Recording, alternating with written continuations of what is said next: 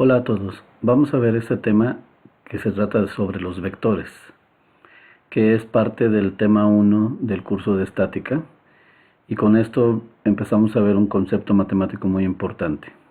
Bueno, el vector. ¿Qué es? Un vector no es más que un segmento de recta que tiene una flecha en un extremo y que es dirigido, es decir, que va de un punto a otro. Al hablar de que es un segmento de recta, estamos hablando desde un punto de vista geométrico. Pero bueno, enseguida vamos a ver que no solo se puede ver geométricamente. ¿Qué características tiene un vector? Son 4 las características de un vector. Estas son la magnitud, dirección, sentido y el punto de aplicación. En muchas áreas de conocimiento solo interesan las primeras 3 características, no así el punto de aplicación. Sin embargo, para nuestro estudio en el área de la ingeniería civil, que trabajamos con fuerzas y las fuerzas las vamos a representar con vectores, entonces sí importa dónde se aplican esas fuerzas, es decir, el punto de aplicación. Por eso para nosotros son 4 las características importantes. ¿Pero qué es la magnitud? Bueno, es la cantidad que se representa con ese vector. Una cantidad física, que puede ser, como ya lo mencioné, una fuerza. ¿Qué es la dirección? Es un ángulo o son ángulos con los que se describe cómo está el vector en relación a un sistema de ejes. El sentido está dado por la flecha que tiene el vector. Y esa flecha puede ser hacia la derecha, a la izquierda, arriba, abajo o inclinada. En sí puede haber muchos sentidos de un vector. Y el punto de aplicación no es más que el punto donde concurre ese vector. Ahora, si hablamos de representaciones, ya mencionamos que existe la geométrica, pero también existe la representación matemática. Esas son las dos representaciones interesantes para nosotros, la geométrica y la matemática. Cada una de ellas las vamos a observar a continuación. Ahora, al hablar de las componentes, con eso nos referimos a que todo vector se puede expresar a partir de los elementos que la componen. Esos elementos son de 2 tipos. Por un lado pueden ser escalares, o sea, las componentes escalares, que son números, que representan una cantidad física, como puede ser la cantidad de fuerza, o la rapidez de algo que se mueve, etc. Y las otras componentes importantes son las vectoriales, que vienen representadas con los vectores unitarios I, J y K. Es decir, nosotros aquí vamos a conocer y a utilizar 3 vectores que se representan de esa manera, como lo estoy escribiendo, que les llamamos I, J y K. Se llaman unitarios porque su magnitud, que es una de las características de las que hemos hablado, es 1. Su dirección obedece a su localización en un eje de referencia, el cual, por ejemplo, en el caso de los vectores unitario I, se ubican en el eje X. En el caso de J se ubican en el eje Y cuando representamos como vertical ese eje, y en el caso de K en el eje Z, que generalmente lo dibujamos inclinado por referirse a una tercera dimensión dibujada en un plano. Bueno, entonces las componentes escalares acompañadas con I, J o K se convierten en componentes vectoriales. Muy bien. Al hablar de componentes tenemos que hablar de un procedimiento de descomposición del vector, lo cual se refiere a lo siguiente. Descomponer un vector significa expresarlo a partir de sus componentes rectangulares. ¿Cuáles son esas componentes rectangulares? Bueno, si bien ya vimos que utilizamos los vectores unitarios I, J y K, la parte escalar de estos componentes vectoriales, por ejemplo, sería fx es la componente en x, que va multiplicada por el vector unitario y. Fy, que va multiplicado por el vector unitario j. Y finalmente fz, que va multiplicado por el vector unitario k.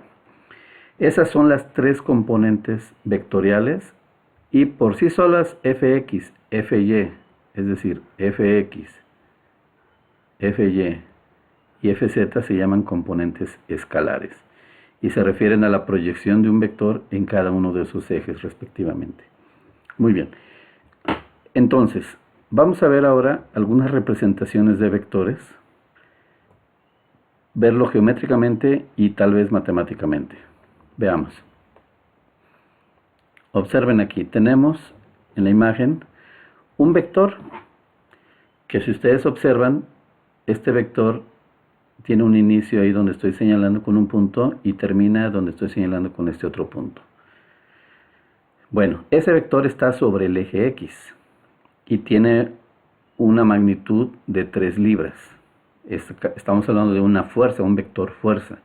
La letra A y la letra B representan dos puntos que están sobre la línea de acción del vector. Es decir, imaginen que ese vector es una flecha, y si esa flecha viaja, va a pasar por el punto A y luego por el punto B.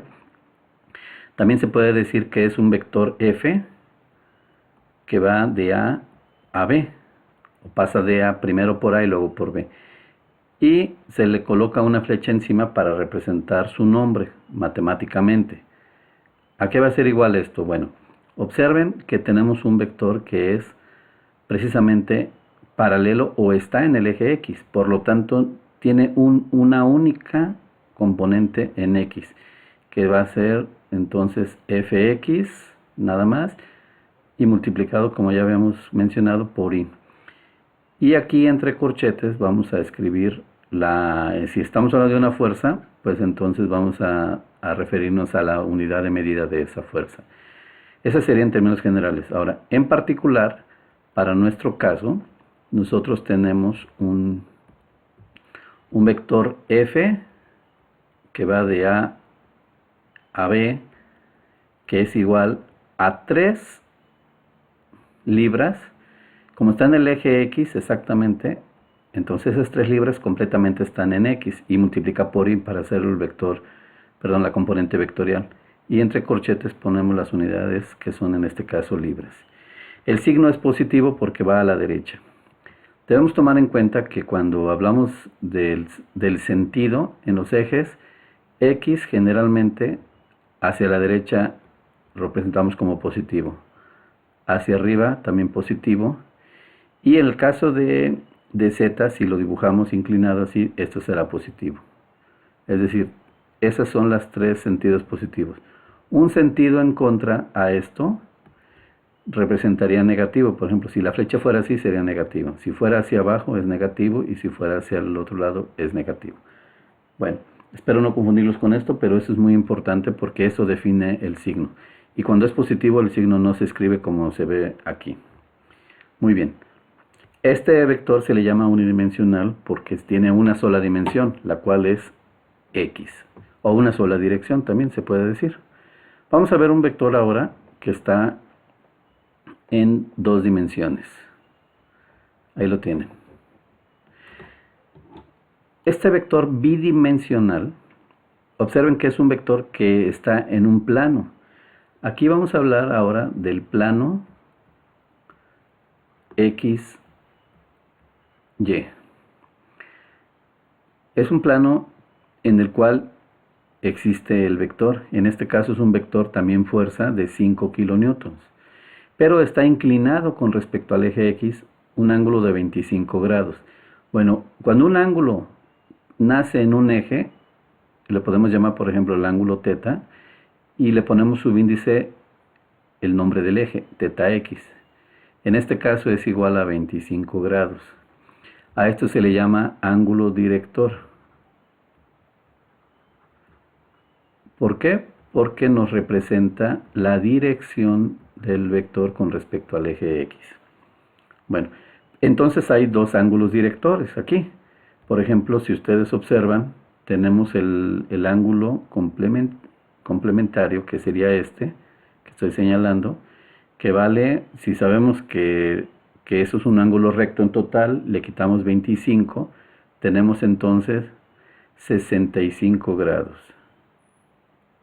Y por lo tanto, θ y aquí valdría 65 grados, y ese es el otro ángulo director. Estos se llaman entonces los ángulos directores, porque van de un eje al vector, o a la línea de acción de ese vector. Bueno, pero ahora hablemos de las componentes de este vector. Observen que este vector, déjenme cambiar de color. A ver, este vector empieza aquí donde estoy marcando un punto y termina donde está la flecha aquí. Si representamos la proyección de este vector sobre el eje X, así como lo vemos, entonces tendría yo una componente aquí que no es más que la proyección, que le voy a llamar, como ya habíamos mencionado, Fx, es la proyección del vector F de 5 kN sobre el eje X.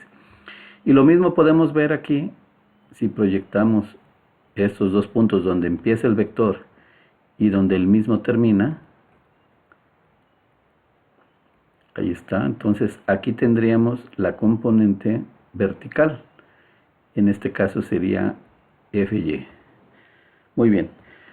Ahora, estas dos componentes, junto con los vectores unitarios, de los cuales ya hemos mencionado que existen en cada uno de los ejes. Por ejemplo, aquí está el vector J sobre el eje Y, y aquí está el vector I sobre el eje X. Entonces, ¿cómo sería aquí este vector?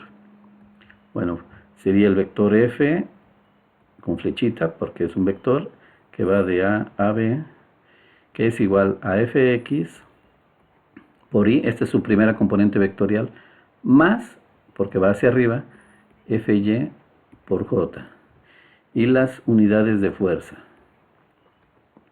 Muy bien, pero ahora, en forma particular, ¿cómo sería este vector para nosotros? Bueno, vamos a expresarlo. El vector F, que va de A a B, es igual, Fx sería esta componente, que no es más que, si recordamos cómo es un triángulo rectángulo, aquí lo estoy dibujando, perdón, me salió muy feo. Este triángulo, voy a tratar de hacerlo lo mejor posible, así, ahí está. Tiene una componente que sería Fx, una vertical que sería Fy. Imaginen que aquí lo están viendo, este triángulo aquí, ahí lo están viendo, que no parece rectángulo, ¿verdad? Bueno, lo tengo acá, y aquí tengo 5, y el ángulo que tenemos aquí, θ, en este caso θx, vale 25 grados. Entonces, ¿cómo se representaría? Bueno, recordemos las funciones trigonométricas.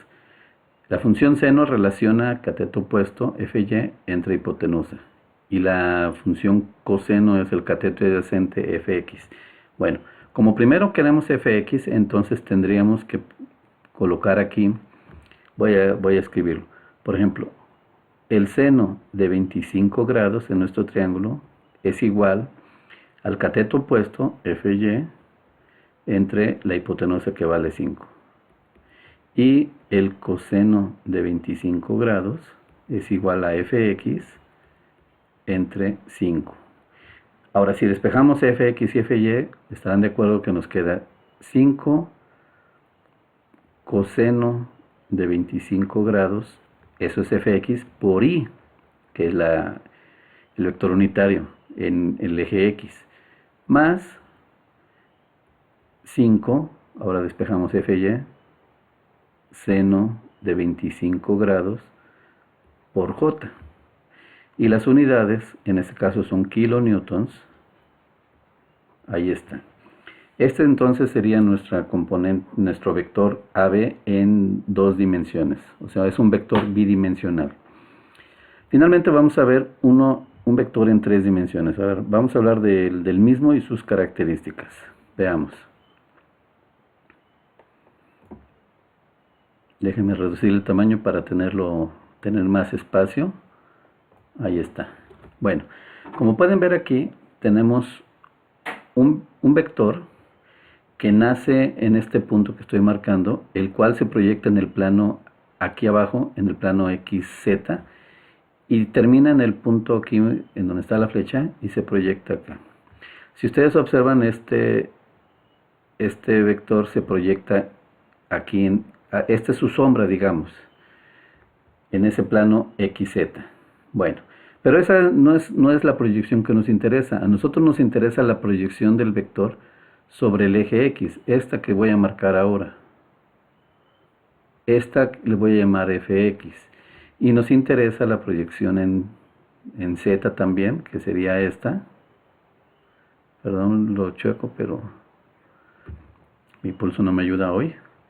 Ahí está, esto sería fz. Y fy, bueno, ese lo vamos a proyectar aquí.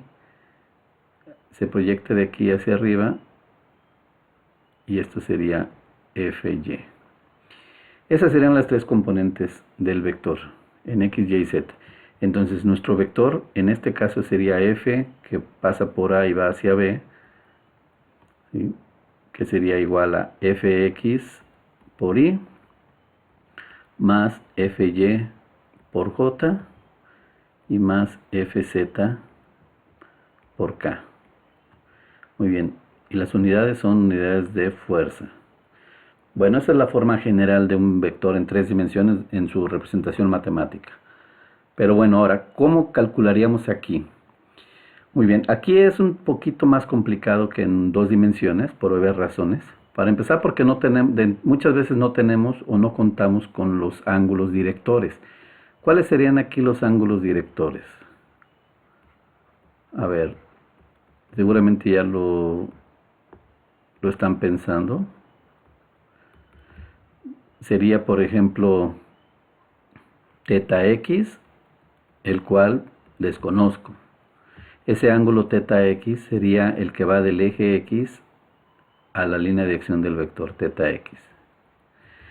También es θ y, la cual sí conozco, porque aquí nos lo dan, miren. Es el ángulo que va del eje y al vector. Y finalmente, el último de los ángulos directores sería θz, que tampoco conozco. Y ese obviamente sería de aquí, del eje z al vector. Muy bien. Son 3 entonces los ángulos que nos interesan como ángulos directores. Pero observen otra cosa. Aquí nos dan, en este caso, las coordenadas de los puntos A y B. Y a partir de esas coordenadas vamos nosotros a poder calcular, perdón, vamos a poder calcular, para empezar, las componentes fx, fy y fz. Y después vamos a poder calcular los ángulos que tenemos por ahora desconocidos, que son θx y θz.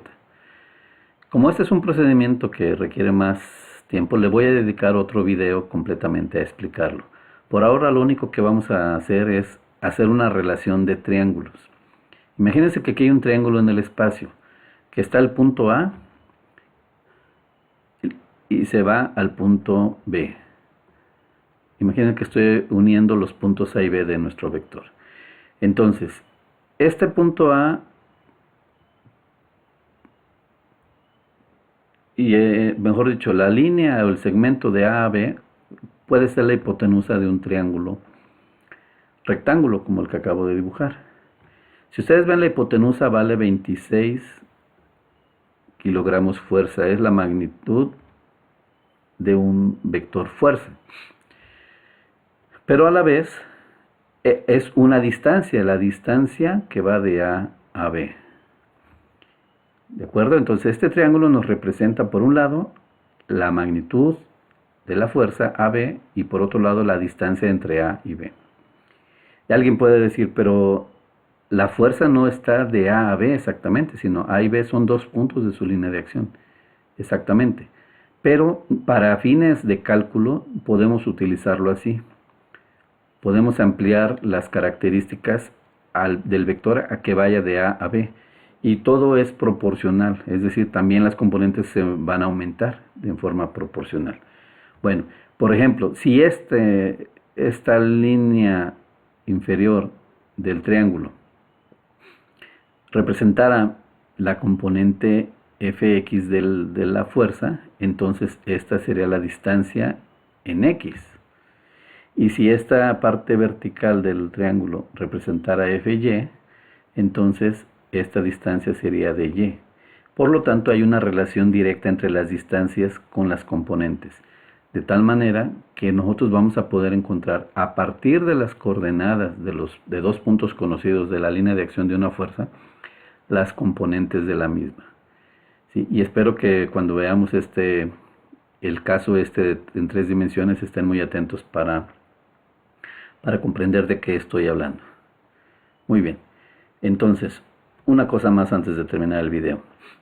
Hablamos de la magnitud. Bueno, la magnitud aquí nos la dan de 26 kilogramos fuerza. ¿Cuál sería la magnitud si conocemos el vector fuerza en forma matemática? Pues la magnitud no es más que calcular la fuerza AB, aquí ya no le pongo flecha, o bien si le pongo flecha a AB, entonces le pongo barras de valor absoluto, lo cual me representa lo mismo que si no le pusiera flecha. Esto es igual a la raíz cuadrada, ¿se acuerdan del teorema de Pitágoras? Sería f de x al cuadrado más fy al cuadrado. Pitágoras definió su famoso teorema en un triángulo rectángulo en 2 dimensiones. Pero bueno, aquí estamos hablando de un triángulo en 3 dimensiones, entonces no es más que extender el teorema a la tercera dimensión y se cumple. Es decir, la raíz cuadrada de la suma de los cuadrados de los lados de ese triángulo que se forma nos da la magnitud. Y esa magnitud sabemos que para nosotros va a ser igual a 26.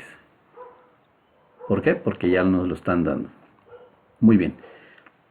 Una cosa más. Hay una relación trigonométrica que nos dice que si ustedes calculan, por ejemplo, el coseno del ángulo θ x, y eso lo elevan al cuadrado, y le suman el cuadrado del coseno del ángulo θ y, y suman el cuadrado del coseno del ángulo θ z, esto es igual a la unidad. Esta relación nos va a servir para calcular θ x y θ z, que son los que hacen falta. Como ven, el estudio de los vectores es algo muy importante porque nos va a ayudar a adentrarnos al estudio de la estática, que es la mecánica del equilibrio. Y en esta mecánica del equilibrio vamos a emplear principalmente el concepto de fuerzas, y las fuerzas las vamos a relacionar con los vectores. Muy bien. Estén atentos a la siguiente explicación sobre cómo encontrar componentes de los vectores en 2 y 3 dimensiones. Mientras tanto, saludos.